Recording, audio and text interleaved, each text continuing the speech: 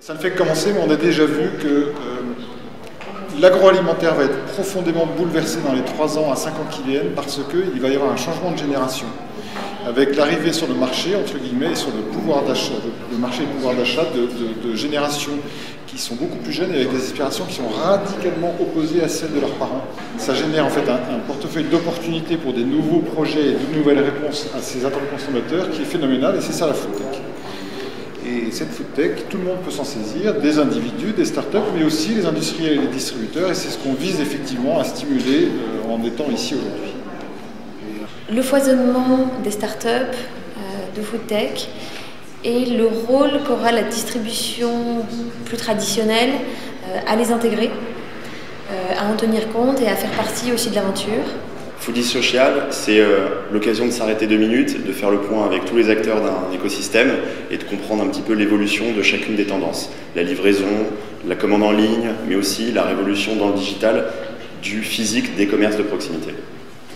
D'apprécier en fait le potentiel des réseaux sociaux pour la création de nouveaux produits alimentaires et aussi pour leur distribution, l'écoute du marché et la façon aussi de communiquer le plus intelligemment possible et le plus efficacement avec cette génération de millennials qui sont nos clients. Se rendre compte que l'ensemble des acteurs du monde agroalimentaire ont pris conscience qu'ils ont un rôle sociétal à jouer dans l'alimentation. On n'est plus là pour faire de l'alimentation de masse, on est là pour faire de l'alimentation choisie et voulue par les consommateurs. En ce sens, la connaissance et la maîtrise de l'information client, elle est clé, et il va falloir que tous on travaille sur ça pour ne pas avoir un produit pour plein de clients, mais autant de produits que de clients.